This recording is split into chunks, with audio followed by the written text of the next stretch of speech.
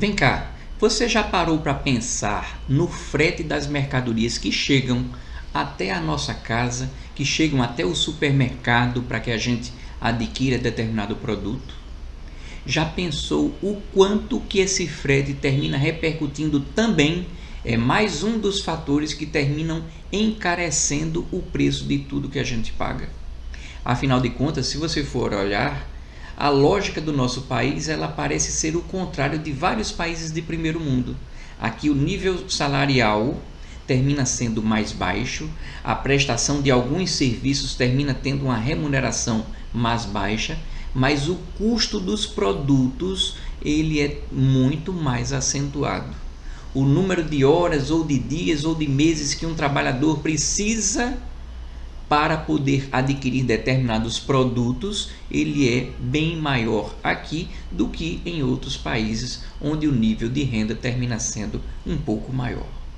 Mas esse vídeo eu queria falar especificamente a respeito do frete das mercadorias. Por que eu estou dizendo isso? Nós temos um peso, segundo a Fiesc, por exemplo, você já está visualizando aqui, o custo do frete representa, segundo a Fiesc, em média cerca de 15% do preço final dos produtos. Claro que existe toda uma outra situação de elementos que compõem o preço, mas o nosso assunto aqui tem a ver com frete, tem a ver com logística e também com a malha ferroviária e integração dos modais. Eu estou chamando a atenção de vocês a respeito disso, porque aparentemente essa deficiência na utilização do modal adequado para transportar as mercadorias termina repercutindo no que nós chamamos também do custo Brasil, que representa de alguma forma algum entrave à competitividade e ao crescimento industrial do país. Só que antes da gente falar de algumas outras coisas, de algumas eventuais sugestões, vamos analisar de uma forma breve os diversos modais, as diversas alternativas para que a gente possa fazer o transporte das nossas mercadorias. Então nós temos o transporte rodoviário, aquaviário, ferroviário, aéreo e dutoviário. O transporte rodoviário ele representa mais ou menos 75% do transporte da produção do Brasil, que ela termina sendo transportada por meio das rodovias. Então, os caminhões eles terminam fazendo parte do nosso cenário, do nosso cotidiano, porque é ele quem termina, no final das contas, na grande maioria das vezes, fazendo com que uma determinada mercadoria chegue ao seu destino final. O transporte rodoviário ele tem algumas vantagens, porque ele pode, como você bem sabe, pegar uma mercadoria numa origem, levar diretamente para o seu destino final, sem precisar de nenhuma burocracia. Além disso, o transporte rodoviário ele tem flexibilidade para sair carregando e descarregando em diversos pontos. Então, se um caminhoneiro ele tem mercadorias para entregar nos pontos A, B, C, D, E, ele vai parando em cada um desses sem burocracia. A contratação desse tipo de transporte termina, em comparação com outros modais, tendo uma contratação mais rápida e também mais simples. E, além disso, a documentação envolvida nesse transporte também termina sendo de uma forma um pouco menos burocrática.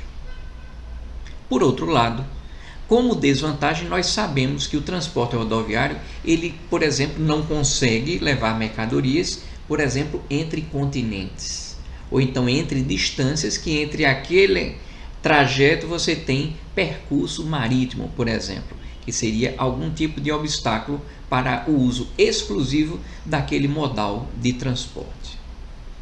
Quando você faz o transporte de mercadorias para grandes distâncias, você nota que o tempo de entrega, por exemplo, se a mercadoria sair do norte ao sul do nosso país, vai levar muito tempo, inclusive porque está sujeito no transporte rodoviário a vários empecilhos que terminam ocasionando inúmeras paradas, que daqui a pouco a gente fala a respeito disso. Quando a gente fala do transporte rodoviário, Existe também, quando você compara com outros modais, você tem uma menor capacidade de transporte de cargas.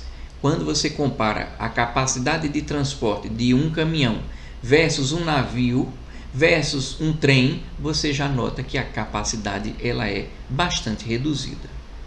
Embutido também de uma forma parecida com o que a gente está conversando, você nota que o custo para fazer esse transporte rodoviário, quando comparado com outros modais que precisariam ser adaptados para serem utilizados da forma mais inteligente possível, você nota que o custo do transporte rodoviário, a depender da situação, ele termina sendo mais caro do que outros modais por conta dos preços de combustível e outros custos associados ao transporte. No transporte rodoviário, uma vez que periodicamente, sistematicamente, o caminhão termina necessitando paralisar por algumas situações, você termina tendo maior possibilidade de extravio de mercadorias, seja por furto, seja por roubo. Além disso, você vai ter no transporte rodoviário uma situação em que existem muitas paradas pelo meio do caminho. Por quê? Porque num trajeto, quando ele é um pouco maior, ele termina precisando parar aonde? Em postos fiscais interestaduais, e vocês já me ouviram falar a respeito especificamente desse detalhe dos postos fiscais interestaduais, o quanto eles terminam burocratizando, atrasando, perturbando o transcorrer do transporte da mercadoria. Além disso, você tem a situação, a depender do trajeto, uma incidência muito grande, infelizmente, de buracos, a depender da rodovia e do trajeto que nós estejamos falando. Quando você fala também de grandes distâncias, necessariamente, obviamente, vai precisar haver aquele intervalo do motorista para fazer as suas refeições, para ter o seu descanso, para poder repousar. E além disso, existe uma maior problemática. Quanto maior o trajeto, você fica mais sujeito, inclusive por conta do cansaço, a acidentes de trânsito. Quando eu trabalhava lá nos postos fiscais de Alagoas, eu notava o quanto de caminhoneiros que terminavam confessando que tomavam alguns remedinhos para poder se manter acordados. Mas isso é um outro assunto. O transporte aquaviário é aquele realizado entre mares, lagos e rios. Como vantagem do transporte aquaviário é que ele, em comparação com o rodoviário, ele tem uma capacidade para transportar muito maior quantidade de mercadorias. O custo do transporte aquaviário ele termina sendo mais baixo do que o rodoviário. E além disso, você tem um transporte de menor impacto. Então, existe uma menor chance de avaria das mercadorias quando se utiliza desse tipo de modal. Esse transporte, quando ele é aquaviário, ele termina possibilitando o que o rodoviário a gente já sabe que não é possível, que seria o quê? O transporte intercontinental de mercadorias. Mas o aquaviário, por outro lado, também tem as suas desvantagens, porque no transporte aquaviário existe uma maior burocracia para o transporte das mercadorias. Existem documentações e sistemas, especialmente quando esse transporte ele é no comércio exterior entre países, que terminam dificultando e burocratizando um pouco mais essa questão do transporte. O transporte aquaviário, quando você vai comparar com o aéreo, você vai notar que existe um maior tempo para a entrega. Logo, o transporte aquaviário ele normalmente não seria aconselhável para cargas urgentes. Além disso, o transporte aquaviário ele necessita necessariamente de um suporte, de uma infraestrutura para a carga e descarga das mercadorias, que são os portos.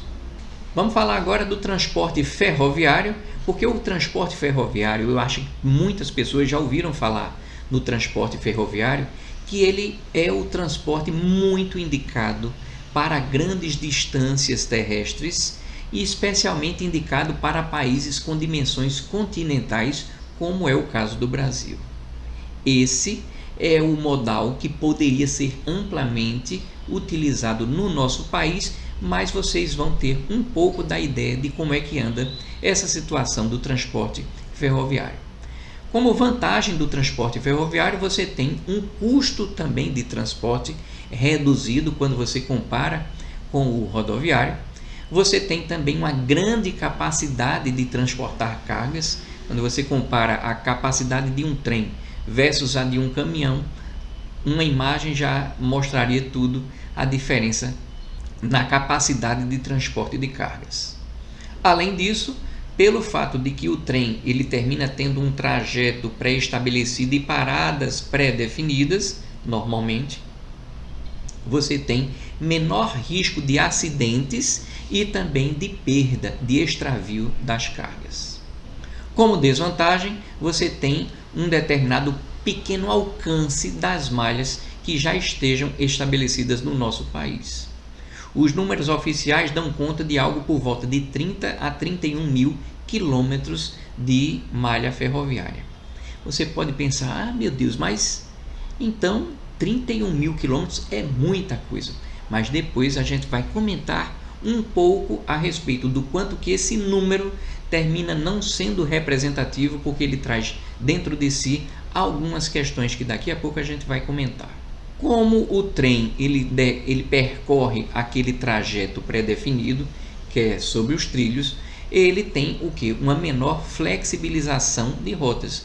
Então, fatalmente, o uso do trem, assim como o aquaviário, ele termina por necessitar necessariamente da utilização de outros modais como regra. Ou seja, algum caminhão deixa numa estação e depois precisa pegar para poder deixar a mercadoria no local final. Existe associado também à questão da ferrovia, não bastasse a existência de uma malha ferroviária um pouco deficitária, você tem também uma certa incompatibilidade dos trilhos, que tem a ver com a bitola que a gente vai falar mais para o final desse vídeo.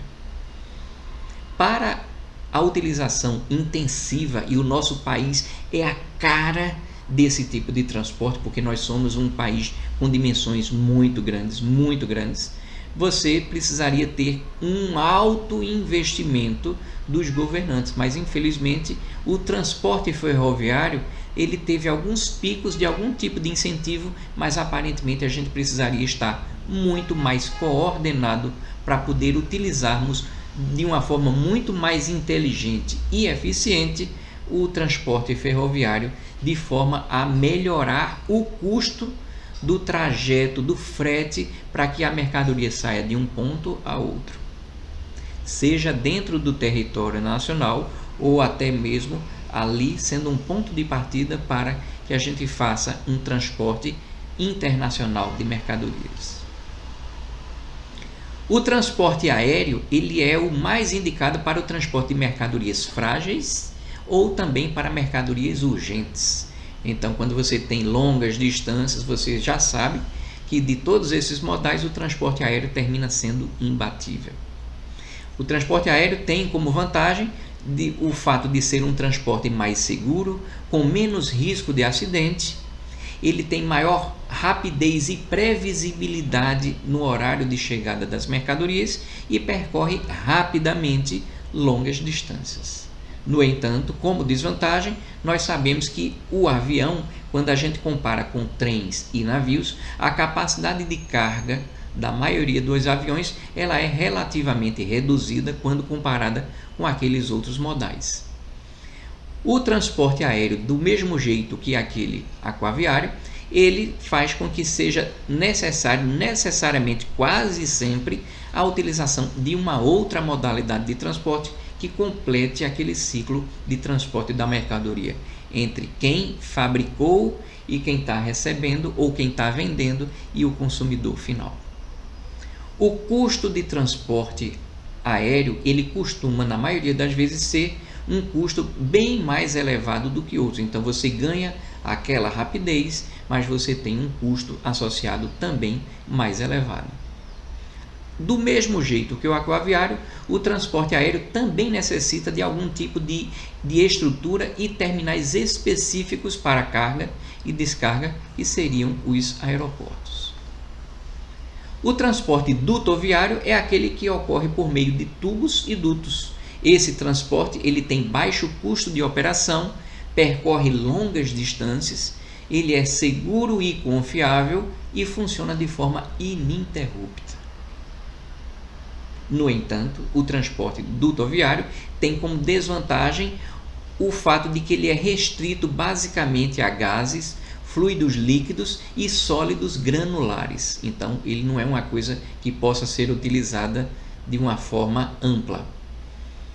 Para você fazer a implementação desse transporte dutoviário, existe um custo de implementação muito alto. Então, você nota que você tem um custo de implementação alto e uma operação bem mais baixa. Então, você tem aquele desnível de uma forma muito parecida também com o ferroviário, esse tipo de característica. E para que você faça o transporte dutoviário, é necessário que se faça um grande planejamento para que você tenha toda aquela questão que envolva a passagem dos dutos, os tubos e o estabelecimento dos requisitos de segurança, de transporte, de eficiência e de regularidade com as normas. Quando a gente fala de normas, é necessário obter licenças específicas, especialmente as ambientais, para que você possa promover esse tipo de transporte. De uma forma parecida com a do trem, os trajetos já são previamente definidos, então você tem menor flexibilidade para fazer o transporte daquelas mercadorias. Apesar de ser um transporte relativamente confiável, a ação da marginalidade dos bandidos pode tornar aquele sistema de alguma forma vulnerável, porque eles podem ser atingidos, os dutos e os tubos, por furtos, causando um sério prejuízo ao detentor daquela mercadoria que está sendo transportada, mas principalmente, a depender da situação, o risco de um dano ambiental muito, muito significativo. Mas o dutoviário nem vai fazer parte do que a gente quer falar nesse vídeo. Eu queria começar falando a respeito do mapa ferroviário, das ferrovias atualmente existentes. Como você está olhando aqui nessa tua tela, você está vendo um mapa ferroviário onde você vai ter diversos trilhos, diversas rotas, com diversas cores, com características diferentes. Esse mapa ferroviário foi obtido lá no site da Associação Nacional dos Transportadores Ferroviários. Então você nota uma malha ferroviária existente. Aparentemente você nota uma distribuição de ferrovias muito concentrada lá no sudeste e no sul, de forma que você poderia até ter uma ideia de que a gente está indo muito bem, pelo menos nessas duas regiões. Ocorre que boa parte desses trilhos eles terminam estando de uma forma inativa ou de uma forma muito pouco utilizada.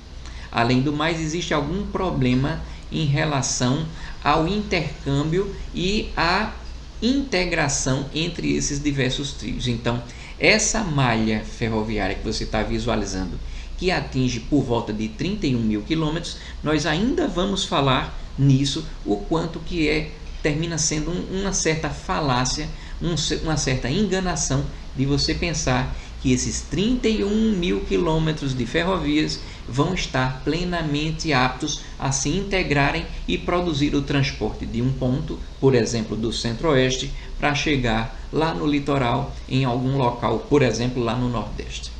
Diante dessa situação que eu mostrei para vocês a respeito do transporte ferroviário, eu esbocei aqui uma determinada sugestão de que a gente precisaria necessariamente ter uma linha que pegasse do norte ao sul do país, sempre beirando a costa.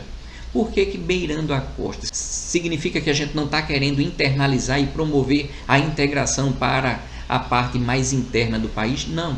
A intenção é que esse transporte que aconteça ao longo de toda a costa possibilite a integração de outros 3 modais.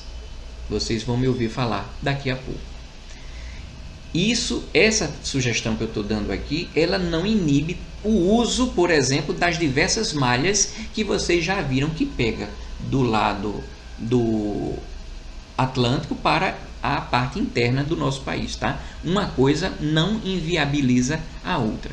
Mas vamos dar prosseguimento ao que eu estou falando, porque isso poderia ser o ponto inicial que poderia evoluir para cada vez a gente ter maior integração e aprofundamento das linhas das ferrovias, para que a gente tenha a possibilidade de fazer o transporte de uma forma muito mais segura e menos custosa, e isso vai dar um ganho para o consumidor final internamente, mas também para o país, quando a gente pensar que a gente vai poder utilizar o modal mais adequado, inclusive para levar a mercadoria para o exterior. Isso vai melhorar a nossa competitividade, e ao conseguirmos transportar de uma forma mais barata, mais adequada, o preço vai favorecer que inclusive sejam gerados novos postos de trabalho que vão ajudar. Então vai ser um círculo virtuoso. Nessa ideia que eu estou demonstrando, existiria a possibilidade de, supostamente, se uma mercadoria quisesse sair lá do Rio Grande do Sul para ir lá para o norte, lá no Pará. Por que eu parei lá nesse local do Pará? É porque a partir dali você precisaria de uma integração com outros modais para poder chegar, por exemplo, em Roraima, no Amapá, lá em Manaus e por aí vai. Mas isso é um outro assunto. Por enquanto, vamos seguindo esse caminho. Então, supostamente, esse trem ele poderia sair do Rio Grande do Sul, iria percorrendo, passaria pelo Sudeste, passaria por todo o Nordeste, seguiria e a partir dali ele chegaria lá no norte do Brasil. O transporte, se ele fosse possível acontecer de uma forma rápida, a gente teria que o transporte de uma mercadoria para grandes distâncias favoreceria o consumo nosso. A gente poderia pagar menos por conta daquela influência do frete no preço das mercadorias. Quando a gente tivesse essa integração da malha ferroviária com os portos e aeroportos, aí é quando você poderia notar que essa integração favoreceria inclusive para que o produtor ou aquele que vai vender, o comércio atacadista, ele fizesse algum tipo de planejamento para se utilizar dos trens para, por exemplo, promover algum tipo de estudo para que ele complementasse o transporte ferroviário, que poderia se deslocar num custo mais baixo para um determinado porto que tivesse alguma viabilidade logística que otimizasse para que ele fizesse com que aquela mercadoria que seguiu pelo trem conseguisse seguir através de um navio, para que ele pudesse aí sim, nesse navio, seguir pelo Oceano Atlântico, por exemplo, para cumprir o seu trajeto, para levar a mercadoria para um outro país. Mas além disso, existiria também a possibilidade de você fazer algum tipo de integração também com aeroportos. Do mesmo jeito que a gente fez essa sistemática de você procurar alguns portos que estejam logisticamente mais eficientes, a mesma coisa poderia acontecer em relação aos aeroportos, para que a mercadoria que iniciou com aquele trajeto lá do caminhão, que deixou na ferrovia, a ferrovia também poderia deixar a mercadoria de uma forma rápida num determinado aeroporto, e a partir dali o próprio aeroporto seguiria a mercadoria para um determinado trajeto. Mas também a gente teria uma integração com o modal do rodoviário, que a gente não consegue fugir do rodoviário, e que bom que a gente não consegue fugir disso, porque o rodoviário é aquele que vai fazer com que a mercadoria seja entregue na nossa casa, ou então no estabelecimento comercial onde a gente vai comprar aquela mercadoria. E onde é que entra essa parte rodoviária? Nessa proposta, quando a gente tivesse um trajeto de norte a sul e de sul a norte, a gente possibilitaria que o transporte rodoviário ele se concentrasse no transporte interno no país, ou seja, dentro do estado, ou então para fazer os percursos para dentro do país que eles ainda não estivessem cobertos pela malha ferroviária. Então seria um transporte que complementaria o outro para pegar as melhores características de cada um deles. Só que para que isso aconteça, é necessário que a gente tenha uma lógica do despacho e da busca das mercadorias muito integrado, para que você não tenha que o fato de que numa determinada mudança de modal de transporte você tenha tempo demais da mercadoria esperando para embarcar naquele outro modal. É necessário ter um estudo logístico para que a gente favoreça esse tipo de situação da mercadoria sair de um canto, seguir para o outro com o mínimo de interrupção. Quando a gente fala a respeito disso, nesse trajeto norte-sul e sul a norte, na prática, o que eu mostrei do trem seguindo do sul ao norte não significa que seria o mesmo trem, porque a proposta aqui é que a gente criasse, pelo menos nesse trecho, o equivalente a 7 trechos, onde você teria os trechos, cada um desses trechos está numa determinada cor, de forma que você teria um determinado trem que levaria do Rio Grande do Sul até Curitiba, e lá haveria uma carga dessa mercadoria que fosse seguir lá para cima, em um outro trem, que esse trem percorreria o segundo trecho. Depois você percorreria o terceiro trecho, o quarto trecho, o quinto trecho, o sexto trecho, até que você teria o sétimo trecho. Vocês vão entender por que isso existe dessa forma. Isso tem a ver com um monte de questões, inclusive questões trabalhistas. Então, nessa sugestão, a gente teria o equivalente a 7 trechos. O primeiro trecho teria os pontos de circulação passando, eu estou falando das capitais, mas não vá necessariamente pensar que ele está passando lá no centro daquela cidade. Não, pode ser algum lugar por ali por perto que facilite o transporte entre as capitais. Então, o primeiro trecho seria entre Belém, São Luís e Teresina, que teria um trajeto por volta de 909 km. O segundo trecho de Teresina, Fortaleza, Natal, 1.125 km. O terceiro, Natal, João Pessoa, Recife, Maceió, Aracaju e Salvador, por volta de 1.090 km. O quarto trecho seria entre Salvador e Vitória, 1.175 km. Quinto trecho, entre Vitória, Belo Horizonte e Rio de Janeiro, com 957 km. O sexto trecho seria Rio de Janeiro, São Paulo, Curitiba, 837 km. O sétimo trecho seria Curitiba, Florianópolis, Porto Alegre, num trecho de 740 km.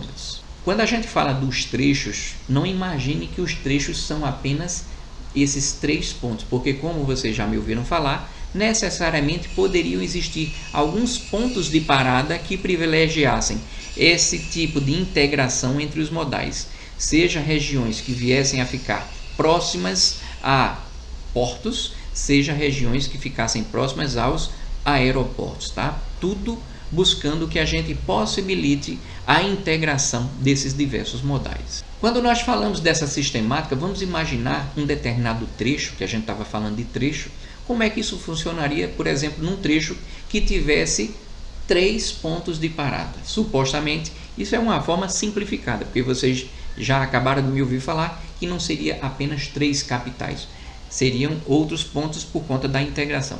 Mas vamos simplificar. Nesse ponto de integração, o que acontece? A gente teria um determinado início do trecho desse roteiro que saía da estação A até a estação C. Então, um determinado trem, ele estaria lá na estação A. Nessa estação A, você teria mercadorias que estão destinadas ao estado B e C. Então, as mercadorias B e C se deslocariam para o trem. Então, essas mercadorias estariam conectadas ao trem e esse trem seguiria até a estação B. Nessa estação B, você teria a descarga dos produtos B na estação B e a carga das mercadorias C, porque afinal de contas o trem continua seguindo o seu trajeto, porque o último ponto de parada dele é a estação C. Dessa forma, o trem viajaria e chegaria na estação C. Nessa estação C, vai ter a descarga das mercadorias C, mas lá nas mercadorias da estação C, você vai pegar também as mercadorias A e B. Por quê? Porque aquele mesmo trem vai fazer o trajeto de volta. Então, vai seguir uma lógica muito parecida. Aquela mercadoria da estação A e B estão aí conectadas. Quando ele chegou na estação B, a mercadoria do B vai para a estação B e a mercadoria do A vai ser conectada ao trem para que ele retorne para o ponto inicial.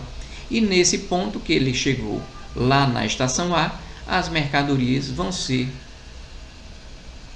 descarregadas.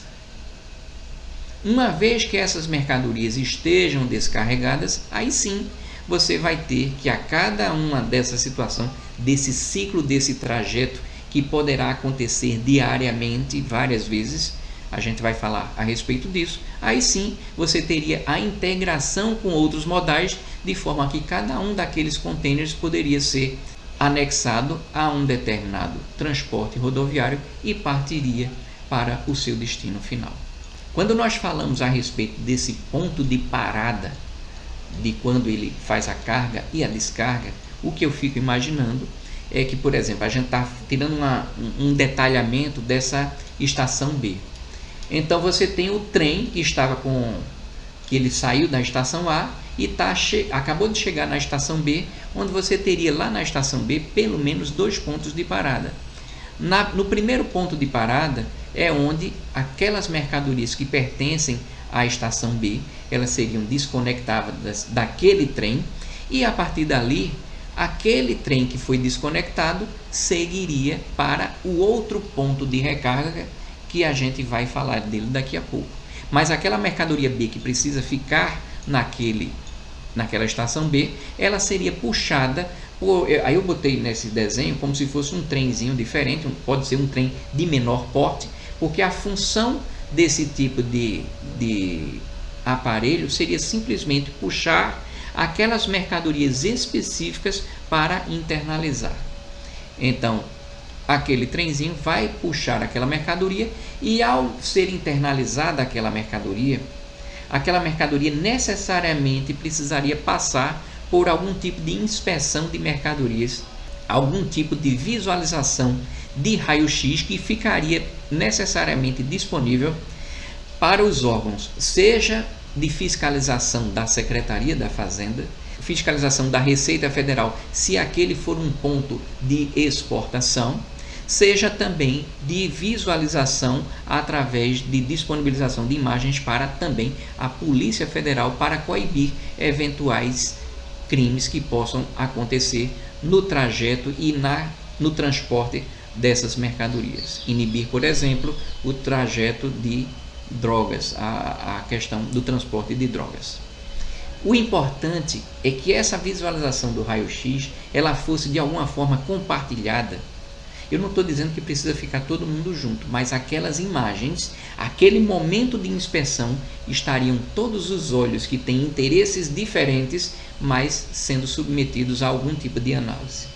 Se algum ou alguns desses órgãos necessitarem de verificar mais a fundo uma determinada situação, aquela mercadoria ela precisaria ser deslocada, aquele trenzinho que eu estou falando, aquele mecanismo puxaria aquele vagão ou aqueles vagões para que eles fossem previamente inspecionados, para que as autoridades tomem as medidas que eventualmente se façam necessárias.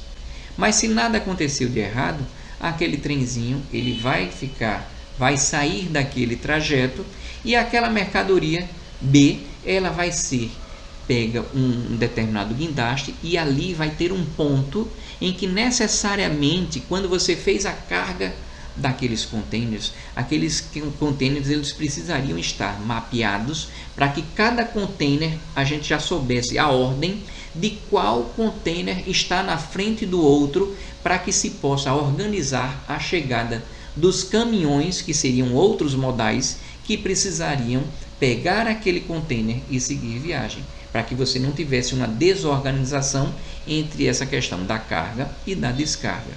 Então, chegou num determinado ponto, deu certo, já passou pela inspeção, está tudo ok. Aí, aquele transportador tiraria aquele container e colocaria cada container no seu caminhão específico. Os caminhões já passaram em algum guichê para verificarem a regularidade do transporte, de forma que ele só entraria na fila, ele já mais ou menos saberia a hora que precisaria ficar ali disponível para que ele perdesse o menor tempo possível. Então, cada caminhão seguiria uma determinada fila e aí cada container seria içado e transportado para ser colocado de uma forma rápida, de uma forma eficiente, para que uma vez que seja engatado naquele caminhão, ele possa seguir de uma forma rápida. Mas lembram que aquele trem, ele deu uma parada ali. Essa explicação aqui, pessoal, em relação àquele trem principal, o ideal era que esse trem, nesse ponto de parada da estação B, demorasse muito pouco mesmo. E aí esse trem, ele saiu do ponto de descarga de algumas mercadorias para ir para aquele segundo ponto. Naquele segundo ponto a lógica vai ser muito parecida. Então a mercadoria que supostamente estaria seguindo lá, ele passaria mais uma vez pela inspeção de mercadorias de raio-x. O próprio aquele trenzinho que eu falei para vocês, ele seria aquele que levaria a carga até chegar no trem principal. É isso que eu estou querendo dizer. E aí, a partir dali, o trem segue normalmente o seu trajeto. E isso é o que eu imagino que a gente precisaria fazer para que a parte da necessidade de fiscalização do poder público não ficasse de forma nenhuma prejudicada. Pelo contrário, os responsáveis pela fiscalização teriam mais condição de trabalho, porque ao invés de colocar algo aleatório, você teria uma necessária visualização de todas as cargas que passassem, para que você tivesse algum tipo de facilidade para eventualmente fiscalizar algum tipo de mercadoria.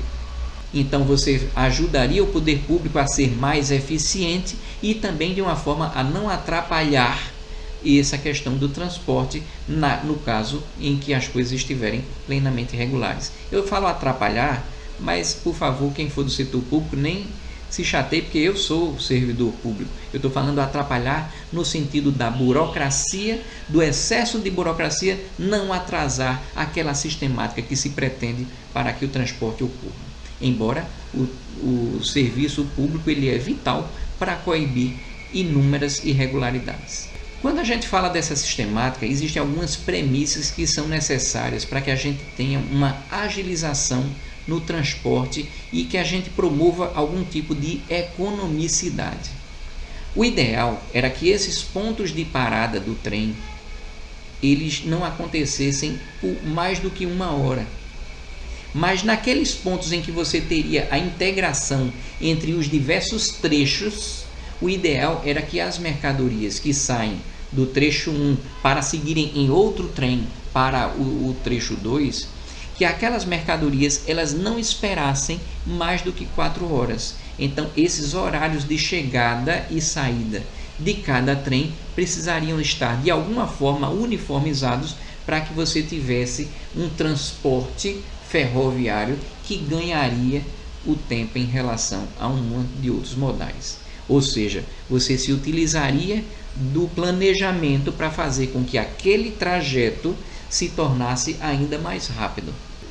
O importante é que a gente tenha linhas regulares, de uma forma muito parecida com as linhas de ônibus, ou então aqueles trajetos lá do avião, de forma que você teria mais ou menos uma ideia. Olha, eu que estou pensando em transportar uma mercadoria, eu já sei que eu preciso entregar essas mercadorias até o horário tal, tal e tal, porque são os horários limite para que aquela mercadoria consiga seguir no próximo trem, entende? Na próxima viagem e por aí vai. para que você tenha um acompanhamento e um planejamento, inclusive desde a saída da mercadoria da origem, para poder ela chegar de uma forma eficiente no final. Quando a gente fala de linhas regulares, cuidado para você não pensar que todos os trajetos supostamente necessitariam da mesma quantidade de trens ou então da mesma quantidade de linhas regulares. Por quê? Porque a intenção é que esses trajetos se paguem.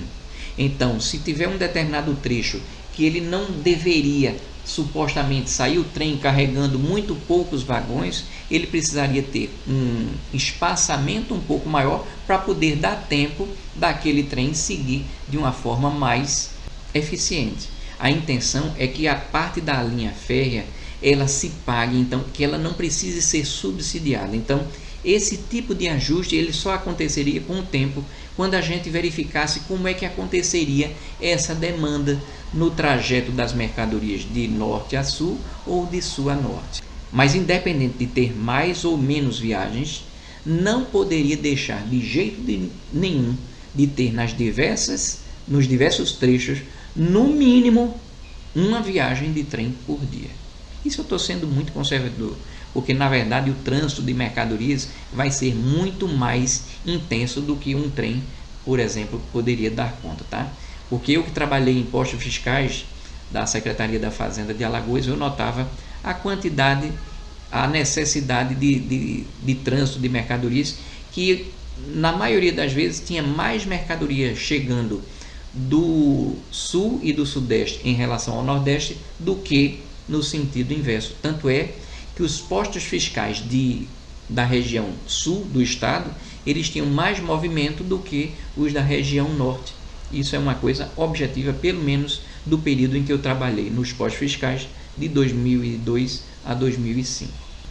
A intenção nessa questão da integração das diversas rotas é que existisse algum mapeamento para que os custos no trajeto que pegasse, por exemplo, do trecho 1 até o trecho 7, que ele pudesse fazer uma composição do custo do frete ao longo do intercâmbio dessas diversas malhas de uma forma muito parecida com o que hoje em dia existe naquela questão da integração dos ônibus com outros modais, coisas que existem nas capitais e por aí vai, e em grandes cidades, tá? Então haveria algum tipo de composição para que você tivesse uma facilidade, para que você, uma vez que pagasse aquele trajeto, você tivesse algum tipo de vantagem de se utilizar daquela integração. Como eu já falei anteriormente, esse transporte rodoviário, que aconteceria de uma forma complementar, vem a responder à pergunta de algumas pessoas que podem pensar, mas olha, tua ideia está muito boa, mas será que vai ter um desemprego em massa dos diversos caminhoneiros? Não. Se você parar para pensar, a utilização da ferrovia, ela só eliminaria, por exemplo, o transporte rodoviário entre estados. Eliminaria não, diminuiria sensivelmente se o transporte ferroviário for construído e a parte logística for mapeada de uma forma eficiente, de forma que você, entre estados, a depender da situação, você teria uma menor participação só nessa questão de ser um trânsito entre estados, mas você ainda precisaria, obviamente, de que haja aquele transporte da mercadoria de uma forma a pegar a mercadoria daquele ponto para levar para o interior do Brasil, ou então para o interior daquele estado, e por aí vai. Ou seja, o caminhoneiro ele vai continuar tendo o seu trabalho, ele só não vai ter muito aquele curso ali. A gente teria uma concentração dos trajetos dos caminhoneiros, penso eu, de uma forma muito mais regionalizada. Então você teria um transporte das mercadorias dentro do estado, alguma coisa desse sentido. Isso significa também tanto menor risco. Por que menor risco? Porque ele daria muitas viagens, né? Porque ele ia ficar aquele verdadeiro profissional que pega, vai, leva, já que os trajetos são menores, ele conseguiria fazer maior quantidade de viagens. Ele vai ter muitas viagens, mas o fato de ter trajetos curtos, inclusive, vai possibilitar que o caminhoneiro possa, maior quantidade de vezes, dormir com a sua própria família. O caminhoneiro vai poder descansar no aconchego do seu lar. O caminhoneiro, quando for descansar, aquela mercadoria já teria sido descarregada, ficaria menos sujeita a furtos e roubos. Além disso, o trajeto que pudesse se concentrar dentro dos estados vai dar menos aborrecimento para o caminhoneiro. Se você lembrar daquele vídeo que eu falei dos postos fiscais, você já nota o quanto que aquilo termina de alguma forma aborrecendo, encarecendo e complicando muito a parte do transporte. Por quê? Porque quando o caminhoneiro fizer o transporte dentro do estado, ele possivelmente, a depender do trajeto, nem passar por postos fiscais ele supostamente precisaria. Isso se os postos fiscais continuassem, porque eu acho que não deveria existir postos fiscais, mas isso é assunto para aquele outro vídeo.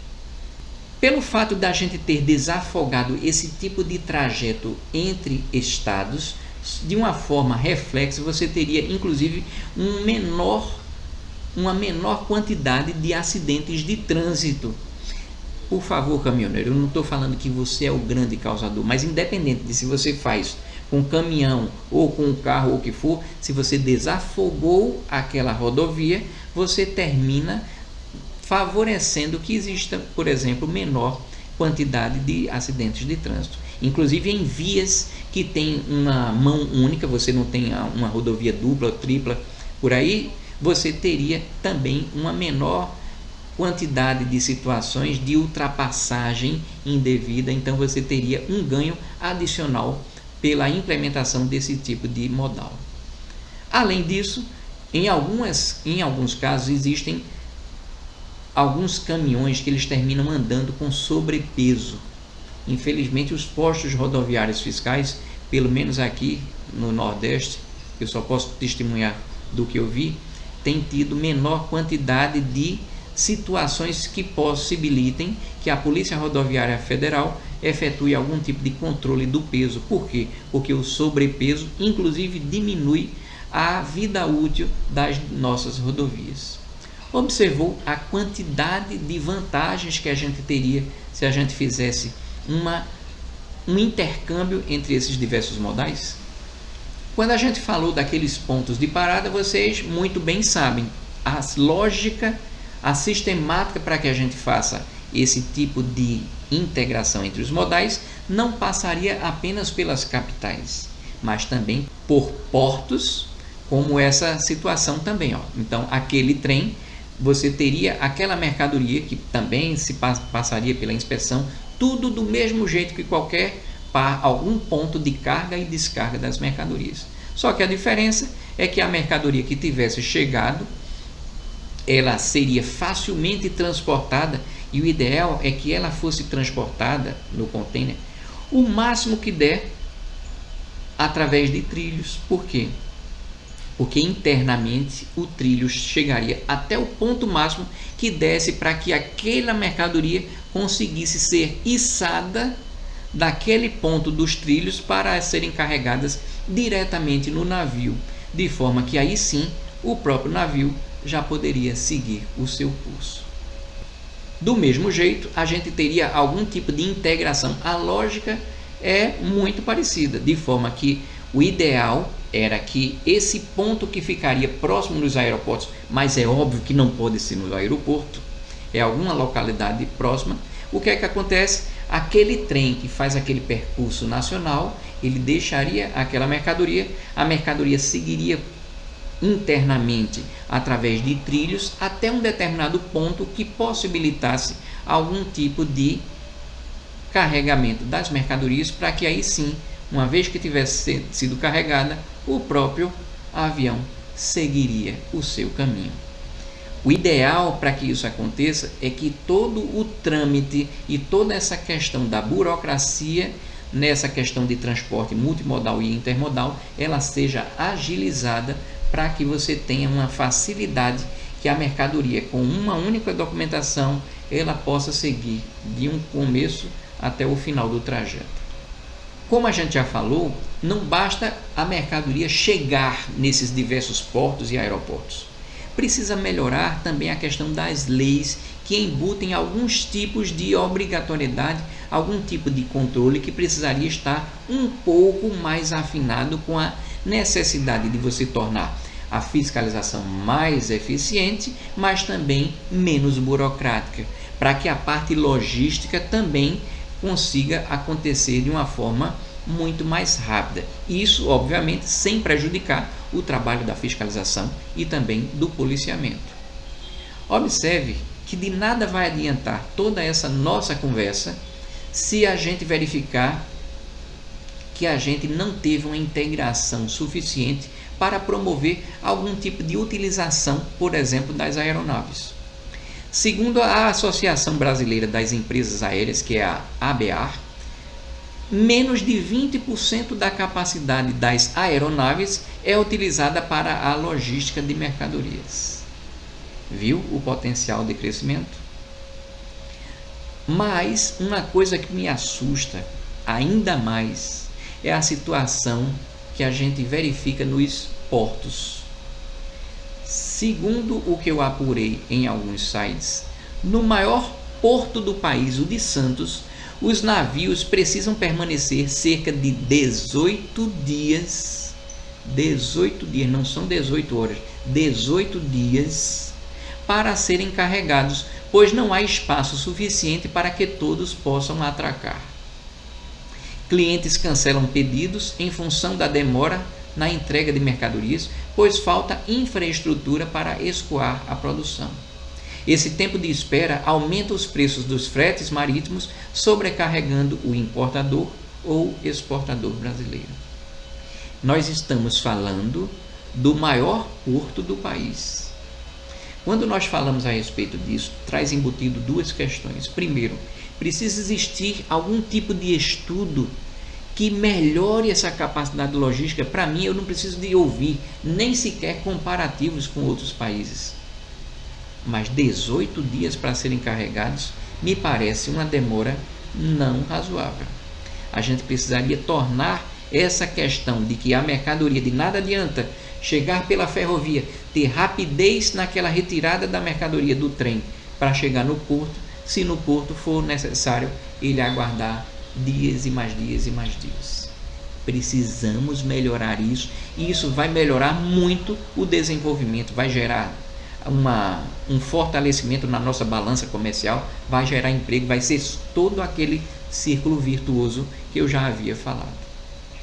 Quando nós falamos dessa integração da ferrovia com portos, com aeroportos, com a parte rodoviária, por que não existir também alguma integração com os produtores? Quando você lembra lá daquela primeira imagem das ferrovias, vocês já notam que nós temos alguns trechos de ferrovias que aparentemente já ligam diversos estados produtores, por exemplo, de alimentos, para que você se utilize daquele tipo de transporte.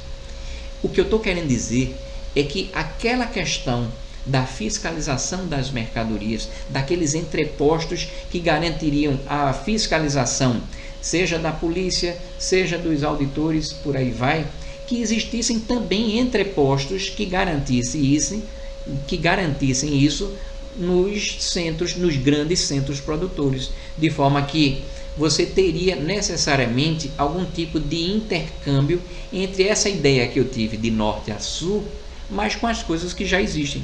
Então, os demais trechos que já existam e que possam ser intercambiados, esse intercâmbio possibilitaria o desenvolvimento de entrepostos para o escoamento ferroviário integrado para seguir ao destino final. Eu estou dizendo isso porque quando você lembra só aquele trecho norte e sul, que agora você já sabe por que eu estou dizendo para ele ir seguindo a costa, o litoral, você já entendeu o porquê? Aquela necessária utilização da parte rodoviária para a internalização para o país, ela vale até certo ponto. Por quê? Porque o nosso país ele é continental também quando você analisa esse trajeto entre o oeste e o leste.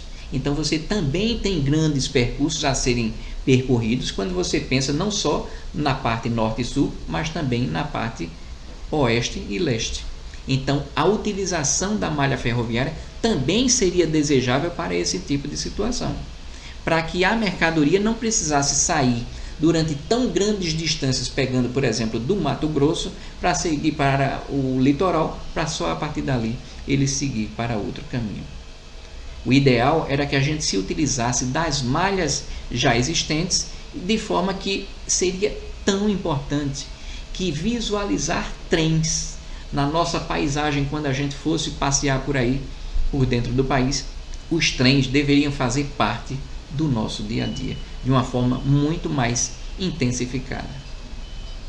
Só que a gente está falando dessa questão dos trens, mas é importante a gente notar um pouco da situação atual. Como você está visualizando aqui, ó, essa matéria, ela diz: o Brasil fora dos trilhos, o gigantesco desafio da bitola.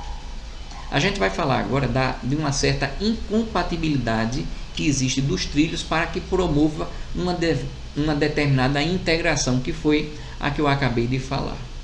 Se você tiver curiosidade, boa parte das coisas que eu falei vão estar nesse endereço que está constando aqui, ó, para você.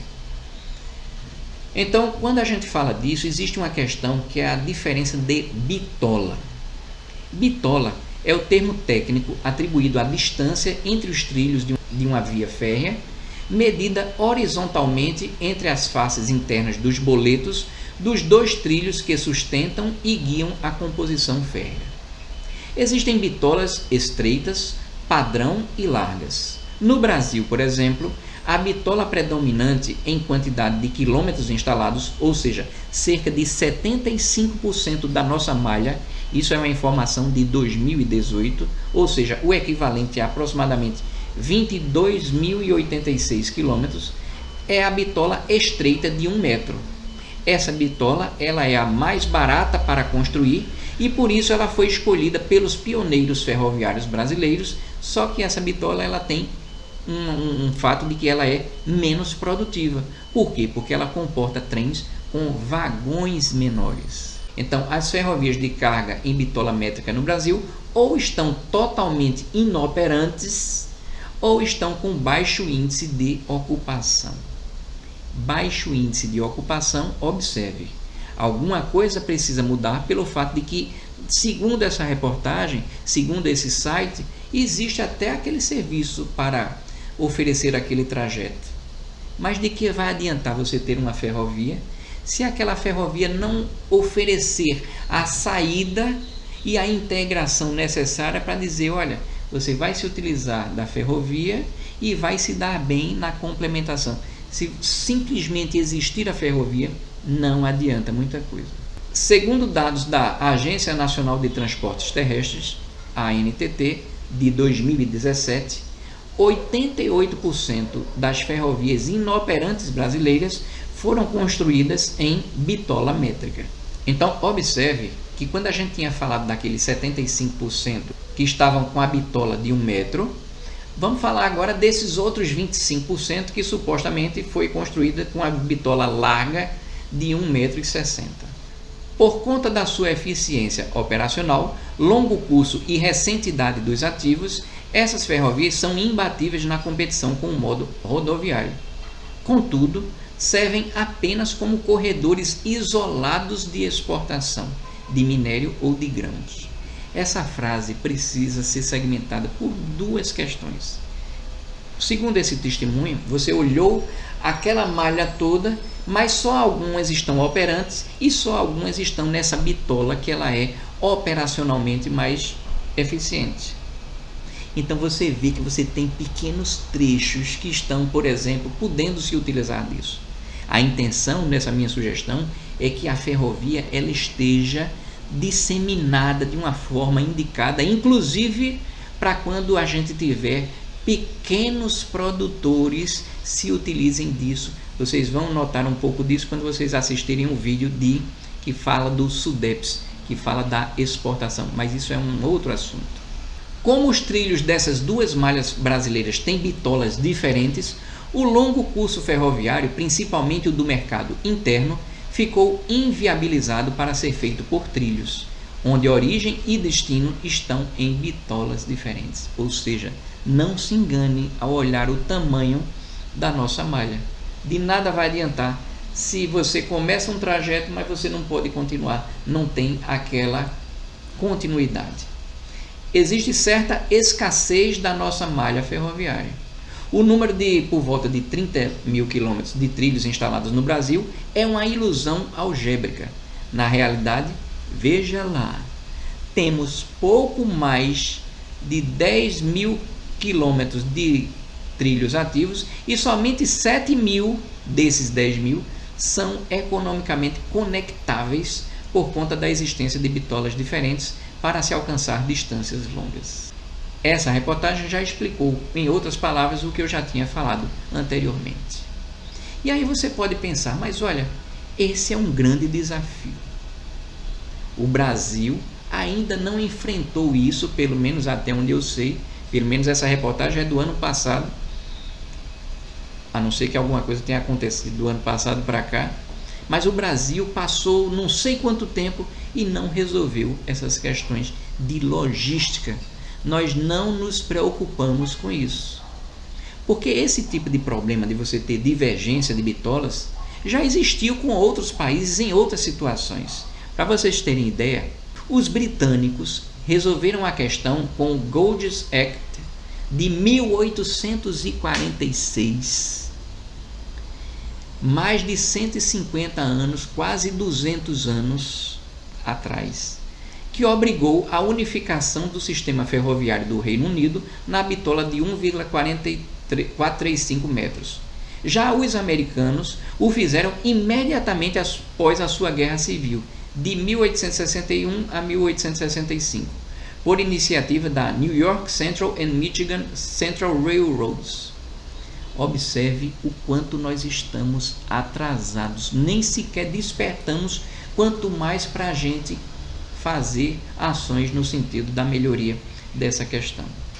Estamos atrasados mais de um século, quase 2 séculos de atraso, quando a gente pensa sobre essa perspectiva de logística. É tempo demais, estamos perdendo muita coisa. Acorda, Brasil! Lembra quando a gente estava falando da necessidade de que nessa multimodalidade, que é quando você sai do transporte rodoviário, vai para o ferroviário, vai fazer aquele tipo de intercâmbio, vamos analisar um pouquinho nesse conceito do que seria multimodalidade ou intermodalidade. Intermodal, quando você tem um transporte intermodal, você tem a emissão de um documento de transporte para cada modal utilizado. Esse tipo de situação é algo que eu acho que não deveria acontecer. Já o multimodal, você vai ter a emissão de apenas um documento, só que esse documento vai cobrir todo o trajeto da carga, da origem ao destino. É óbvio que a gente precisa percorrer aquela parte burocrática para chegarmos. Olha, estando no caminhão, na parte do trem, seguiu pelo navio ou pelo avião, não importa. Em qualquer um desses, o documento precisaria ser esse. Não é para burocratizar nada disso. E quando a gente fala de burocracia, eu andei pesquisando quais seriam os documentos utilizados para o transporte de mercadorias. Isso foi uma pesquisa que eu fiz muito rápida. Provavelmente deve existir outras coisas, mas eu não tenho certeza.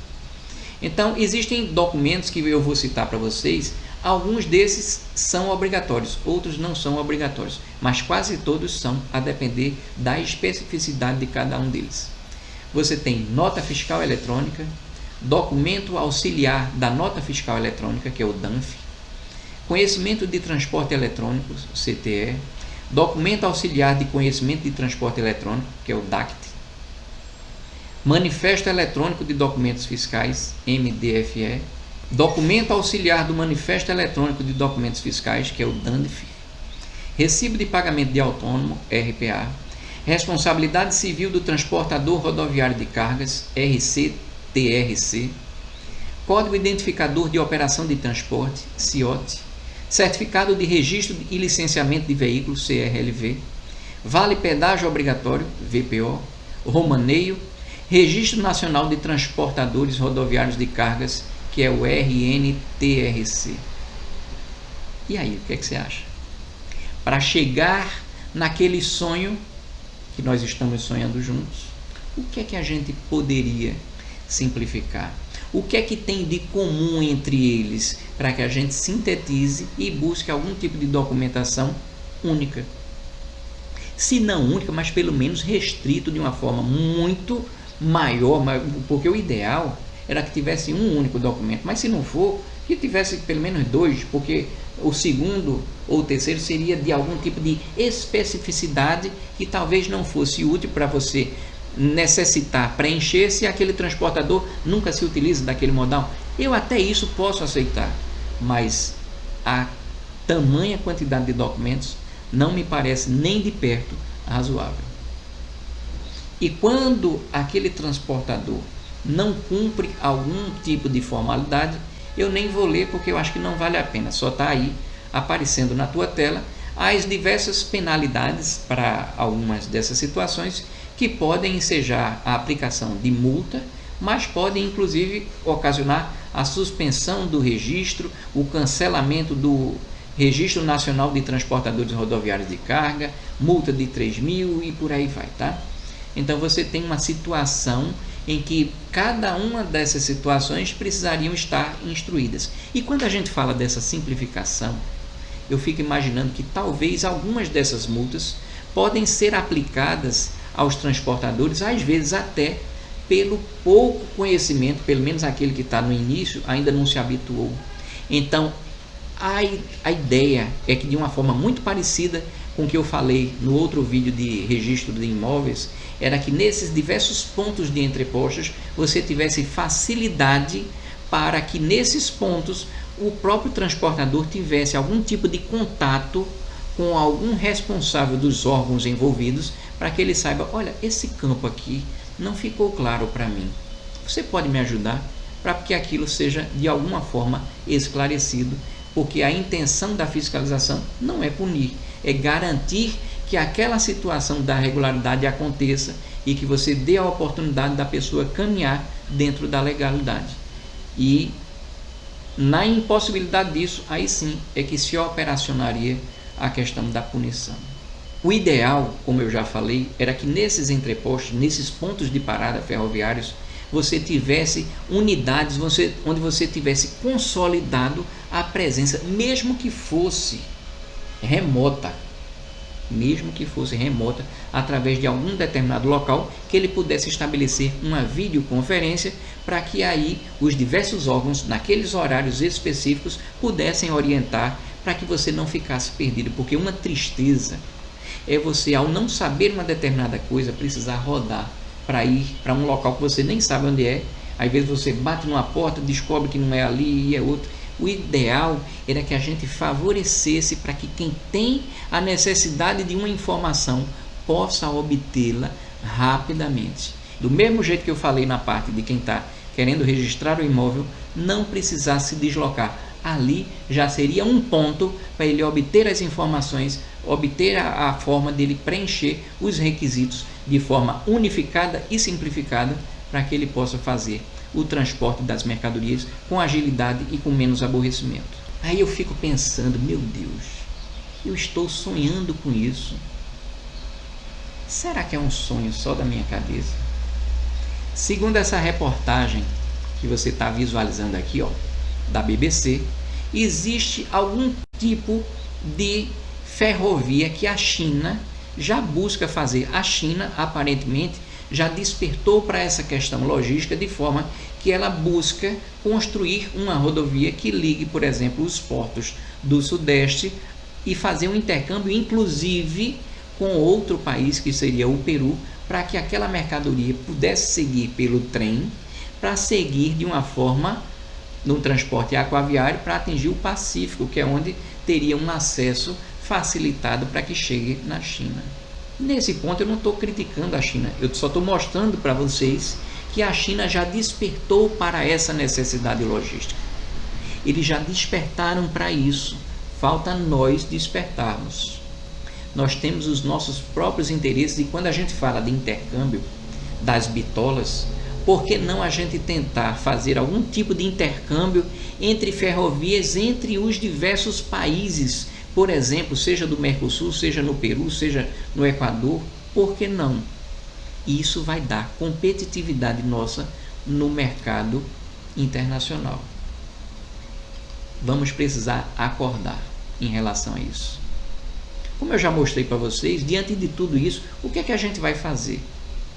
Será que nós vamos continuar passivos? Eu deixo para você comentar aqui embaixo. Pessoal, foi muito bom estar com vocês. Enquanto isso, eu sigo contando nuvens.